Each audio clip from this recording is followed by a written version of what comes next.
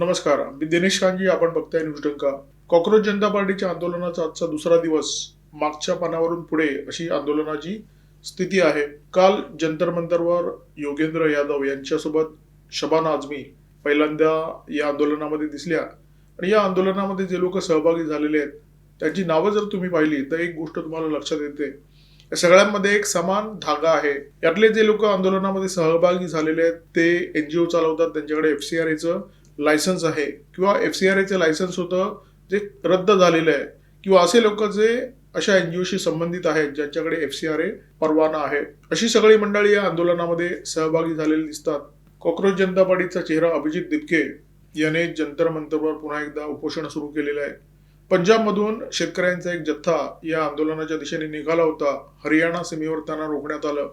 म्हणजे हे आंदोलन पेटवण्यासाठी जे जे काही करणं शक्य आहे ते केलं जात आहे. काल आंदोलकांनी जी काही दगडफेक केली होती त्या दगडफेकीमध्ये 100वर जास्त पोलीस आणि 5 IPS अधिकारी जखमी झालेले आहेत. अनेक दुकानांची मोडतोड करण्यात आली. काही आंदोलकांचा मोर्चा 2-3 दिवसापूर्वी पंतप्रधान नरेंद्र मोदी यांनी उद्घाटन केलेल्या हायड्रोजन ट्रेनकडे सुद्धा वळला होता, परंतु सुदैवाने काही अनर्थ घडला नाही. आणि एक गोष्ट स्पष्ट आहे की या आंदोलनामध्ये विद्यार्थ्यांची संख्या मुठभर आणि अराजकवाद्यांची संख्या प्रचंड मोठी झालेली आहे. 2004 ते 2014 अशी 10 वर्ष UPAचं सरकार या देशाच्या सत्तेवर होतं. सरकारची कामगिरी अत्यंत सोमार होती. भ्रष्टाचाराने कळस गाठला होता आणि महागाईचा दर 2 आकडी झाला होता. तरी सुद्धा या सरकारच्या काळामध्ये फक्त एकमेव आंदोलन झालं जे देशव्यापी म्हणता येईल. अण्णा हजारे यांच्या नेतृत्वाखाली जंतर मंतर इथे झालेलं आंदोलन. परंतु नरेंद्र मोदी यांचं सरकार सत्तेवर आल्यानंतर हे चित्र पूर्णपणे बदललं. दर काही ठराविक वर्षांनी आंदोलनं व्हायला लागली. 2014 मध्ये मोदी सरकार आलं. 2015 मध्ये अवॉर्ड ऑफिसचा तमाशा सुरू झाला. 2019 मध्ये शाहीनबागचं आंदोलन झालं. 2020-21 मध्ये शेतकऱ्यांचं आंदोलन झालं. शाहीनबागचं आंदोलन CAA कायद्याच्या विरोधात झालं. शेतकरी आंदोलन शेतकरी कायद्यांच्या विरोधात झालं. आणि आता जे आंदोलन तिसऱ्या टर्म मध्ये होत आहे त्या आंदोलनाला FCRA कायद्याची पार्श्वभूमी आहे. अर्थ स्पष्ट आहे. नरेंद्र मोदी यांच्या जवळपास प्रत्येक टर्म मध्ये एक तरी देशव्यापी आंदोलन करण्याचा प्रयत्न काही लोकांनी केलेला आहे. अर्थात जनतेने याला प्रतिसाद दिला नाही. जनता बिथरली नाही. जनता रस्त्यावर उतरली नाही. सध्या जे दिल्लीमध्ये आंदोलन सुरू आहे त्याचे पडद्यामागचे सूत्रधार अरविंद केजरीवाल हेच आहेत. अरविंद केजरीवाल यांच्या पक्षाचे जवळपास सगळे नेते कालच्या आंदोलनामध्ये दिसले. मनीष सिसोदिया दिसले, आतिशी मार्लेना दिसल्या, संजय सिंग दिसले. आपच्या एका माजी आमदाराने तर कॅमेऱ्याच्या समोर स्पष्ट सांगून टाकलं की या आंदोलनामध्ये आम्ही असे फक्कड चेहरे उतरवलेले आहेत ज्यांना रोखणं नरेंद्र मोदी यांना जवळपास अशक्य आहे. नरेंद्र मोदी यांनी पहिल्यांदा पंतप्रधान पदाची शपथ घेतल्यानंतर अवघ्या 7 दिवसात म्हणजे 3 जून 2014 रोजी त्यांच्या टेबलवर IBचा एक अहवाल आला. या अहवालामध्ये असं स्पष्ट म्हणण्यात आलं होतं की विदेशी पैशातून ज्या NGO पोचल्या जातात त्या विकास विरोधी कामांमध्ये संलग्न आहेत आणि त्यांच्या कारवायांमुळे देशाचा जो GDP आहे तो 2 ते 3% खाली येतोय. नरेंद्र मोदी यांनी पहिल्या टर्म पासून या NGOच्या विरोधात कारवाई करायला सुरुवात केली. त्यांनी FCRA कायदा अधिक कठोर करत नेला. म्हणजे आतापर्यंत FCR कायद्यामध्ये 3 वेळा सुधारणा झालेल्या आहेत आणि त्याच्यामुळे या देशामध्ये विदेशी पैशावर पोचलेल्या जवळजवळ 21,000 NGO आतापर्यंत बंद झालेले आहेत. मोदी सरकारने जर विदेशी पैशावर पोचल्या जाणाऱ्या या NGOच्या मुसक्या आवळल्या नसत्या तर देशामध्ये किती विदेशी पैसा आला असता आणि या देशामध्ये किती मोठं अराजक निर्माण झालं असतं याची आपण कल्पना सुद्धा करू शकत नाही. विदेशी NGOच्या माध्यमातून देशामध्ये किती मोठ्या प्रमाणामध्ये पैसा उठला जातो हे फक्त मी तुम्हाला एक उदाहरणावरून स्पष्ट करू इच्छितो. फोर्ड फाउंडेशनचं नाव आपण सगळ्यांनी ऐकलं असेल. 1952 पासून आजतागायत फोर्ड फाउंडेशनच्या माध्यमातून देशाच्या विविध 1200 NGOंना $502 दशलक्ष इतक्या देणग्या आलेल्या आहेत. म्हणजे भारतीय रुपयामध्ये 4,828 कोटी रुपये. म्हणजे दरवर्षी फोर्ड फाउंडेशनच्या माध्यमातून या देशामध्ये जवळजवळ 65 कोटी रुपये उठले जात होते. एकट्या NGOचे आकडे देतोय आणि देशामध्ये कार्यरत असलेल्या NGO आणि विदेशातून त्यांना पैसा देणाऱ्या NGO यांचा जर आकडा एकत्र केला तर तो काही लाख कोटीमध्ये जाऊ शकतो. बरी फोर्ड फाउंडेशन एकमेव नाहीये. अशा अनेक बड्या NGO आहेत ज्या भारतामध्ये पैसे उतरण्याचं काम करतात. बिल गेट फाउंडेशनचं नाव तुम्ही ऐकलं असेल. रॉकफेलर फाउंडेशन तुम्हाला माहिती असेल. ग्रीनपीस आहे, कंपॅशन इंटरनॅशनल आहे, वेलकम ट्रस्ट आहे. अशा अनेक NGOच्या माध्यमातून भारतामध्ये NGOना पोचण्याचं काम होतं आणि या NGO भारतामध्ये अराजक निर्माण करण्याचं काम करतात.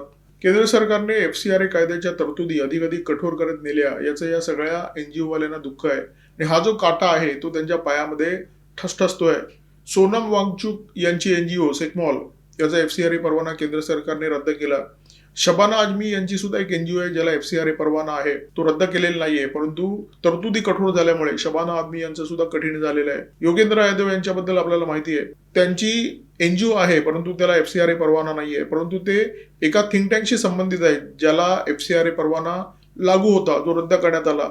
सेंटर फॉर पॉलिसी रिसर्च असं त्या थिंक टँकचं नाव होतं. त्यामुळे हे सगळे समदुःखी एकत्र झालेले आहेत, जंतर मंतरवर आणि सरकारच्या विरोधात ओरडा करताना दिसत आहेत. फक्त आपलेच धुरंधर दुसऱ्या देशामध्ये जातात आणि तिथे आपल्या देशासाठी काम करतात अशातला भाग नाहीये.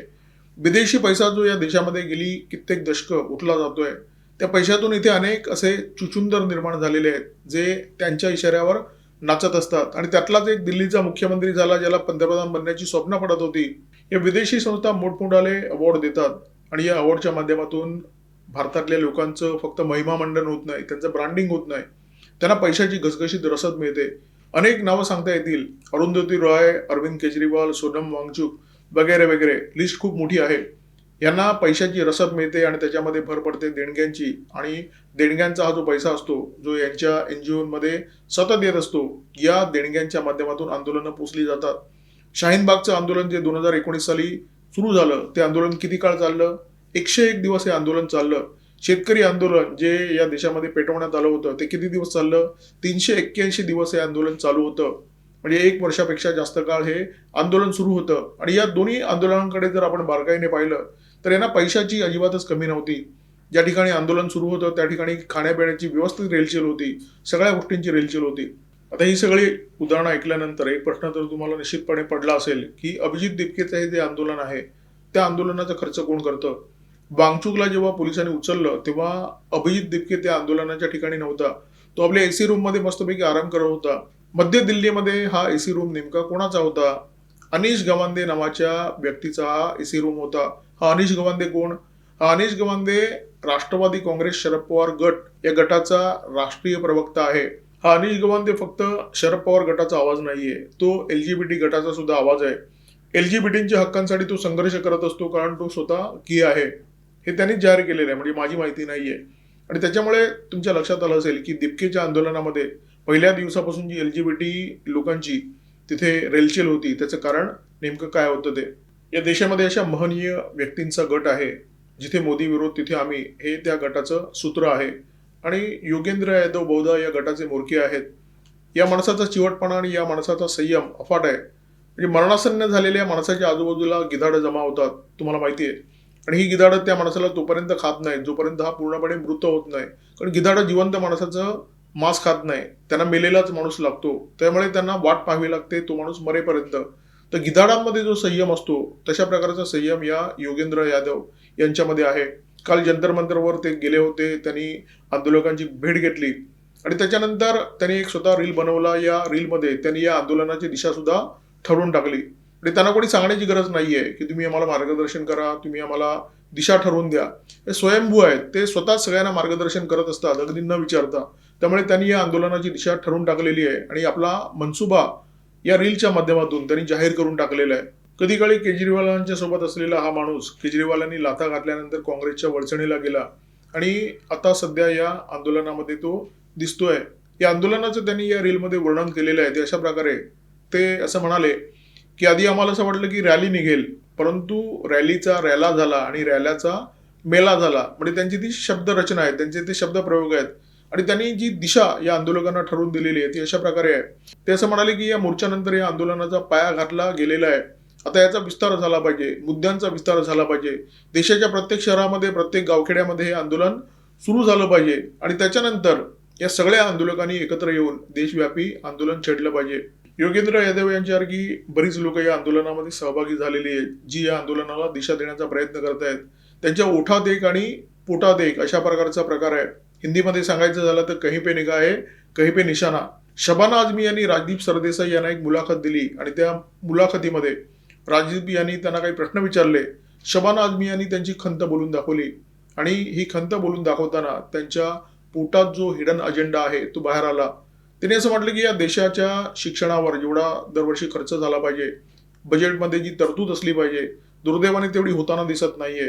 एका बाजूला शिक्षणाचा खर्च कमी कमी होत चाललेला आहे आणि दुसऱ्या बाजूला शस्त्रास्त्र निर्मितीवर जो खर्च आहे तो वाढत चाललेला आहे. कधी कधी पोटात असलेलं असं नकळतपणे ओठावर येतं. शबाना आझमी यांच्या ओठावर ते नकळतपणे आलेलं आहे. भारताने जे ऑपरेशन सिंदूर राबवलं त्याच्या जखमा फक्त पाकिस्तानला झालेल्या नाही आहेत, भारतातल्या काही पाकिस्तानवाद्यांना सुद्धा याच्या जखमा झालेल्या आहेत आणि त्यांना खूप वाईट वाटतंय की भारत शस्त्रसज्ज होतोय आणि इतका शस्त्रसज्ज होतोय की ऑपरेशन सिंदूर 2 झालं तर पाकिस्तान कदाचित या जगाच्या नकाशावर शिल्लक राहणार नाहीये. या देशाचं हे दुर्दैव आहे की शबाना आझमी यांच्यासारखे लोक या देशामध्ये खूप मोठ्या संख्येने आहेत. पहलगाम सारखे दहशतवादी हल्ले होतात तेव्हा यांच्या तोंडून ब्र निघत नाही पाकिस्तानच्या विरोधात, परंतु भारत सरकारला नावं ठेवायला ही मंडळी सतत पुढे असतात. शबाना आझमी यांना सांगण्याची आवश्यकता आहे की भारताला जर पाकिस्तान सारखा नाठाळ शेजारी नसता, पाकिस्तानचं जर सावट भारतावर नसतं तर कदाचित भारताने जो पैसा शस्त्र निर्मितीसाठी खर्च केला तो शिक्षण आणि विकासासाठी सुद्धा खर्च केला असता. अर्थात शबाना आझमी यांचा जो दावा आहे की शिक्षणावर भारत सरकार खर्च करत नाहीये, शिक्षणाचा खर्च कमी कमी होत चाललाय, तेही काही खरं नाहीये. 2014 साली या देशाच्या शिक्षणावर जेवढे पैसे खर्च होत होते त्याच्यापेक्षा दुप्पट पैसे 2026 मध्ये खर्च होताना दिसत आहेत. त्यामुळे शबाना आझमी यांच्या दाव्यामध्ये फारसं तथ्य सुद्धा नाहीये. शबाना आझमी त्या गटामध्ये आहेत जो गट सतत पाकिस्तानला कवटाळण्याचा प्रयत्न करतो, जो गट सतत पाकिस्तानच्या दहशतवादी कारवायांकडे दुर्लक्ष करतो आणि बोटं मोडतो भारत सरकारच्या नावाने. अमन की आशा आपण ऐकलं असेल. अमन की आशामध्ये भारतातले जे अनेक नाठाळ लोक एकत्र झाले होते पाकिस्तानला कवटाळण्यासाठी, शबाना आझमी त्याच्यामध्ये अत्यंत आघाडीवर होत्या. वांगचूक, शबाना आझमी, योगेंद्र यादव यांचे जे खरे मनसुबे आहेत ते देशाच्या समोर येणार आहेत. आणि दिल्लीमध्ये काल जो मोर्चा झाला आणि त्याच्यामध्ये जो हिंसाचार झाला ते दिवे कोणी कोणी किती किती लावले आहेत ते सुद्धा देशाच्या समोर येणार आहे. शाहीनबाग आंदोलनानंतर 2020 मध्ये दिल्लीमध्ये दंगल झाली होती आणि या दंगलीमध्ये आयबीचा अधिकारी अंकित शर्मा यांची जमावाने हत्या केली होती. ही हत्या कोणाच्या चिथावणीवरून करण्यात आली हे उघड झालं सीसीटीव्हीच्या फुटेजवरून. आम आदमी पार्टीचा नगरसेवक ताहिर हुसेन या हत्येच्या मागे होता हे उघड झालं. न्यायालयाने त्याला शिक्षा सुद्धा ठोठावलेली आहे. याचा अर्थ दिल्लीमध्ये जे सीसीटीव्ही लागलेले आहेत ते सगळं बघत असतात. कालच्या मोर्चामध्ये कोणी कोणी काय काय दिवे लावले हे सुद्धा या सीसीटीव्ही मध्ये कैद झालेलं आहे. सीसीटीव्हीच्या माध्यमातून स्पष्ट झालंय की पोलिसांवर हात कोणी उगारला, पोलिसांवर दगडफेक कोणी केली, या दगडफेकीसाठी चिथावणी कोणी दिली आणि या मोर्चामध्ये कोणी कोणी देशाच्या विरोधात घोषणा दिलेल्या आहेत. कालच्या मोर्चामध्ये कोणी कोणी काय केलं याचा सगळा तपशील दिल्ली पोलिसांच्या हाती लागलेला आहे. आतापर्यंत 70 जणांची ओळख पटलेली आहे आणि यांची व्यवस्थित व्यवस्था केली जाणार आहे. कारण केंद्रीय गृहमंत्रीपदी अमित शहा आहेत.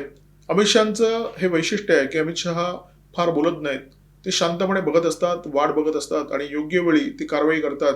म्हणजे जंगलामध्ये शिकारीसाठी दबात धरून जसा वाघ बसलेला असतो ना, तशा अमित शहा यांच्या हालचाली असतात. त्यामुळे केंद्रीय गृहमंत्रीपदी अमित शहा बसलेले आहेत, मोठाबाई बसलेले आहेत. त्याच्यामुळे ज्यांनी काड्या केल्या त्यांच्यावर कारवाई होणार ही बाब निश्चित आहे. त्यामुळे या व्हिडिओमध्ये थांबताना मी एवढंच म्हणेन की आगे आगे देखिए होता है क्या. व्हिडिओमध्ये माझ्यासोबत होते cameraman Omkar Bhagwat, video editor Ajay Shelke. Video जर आवडला असेल तर लाईक करा, शेअर करा, आमचा चॅनल सबस्क्राईब करा आणि बेल आयकॉन दाबायला अजिबात विसरू नका. नमस्कार, धन्यवाद.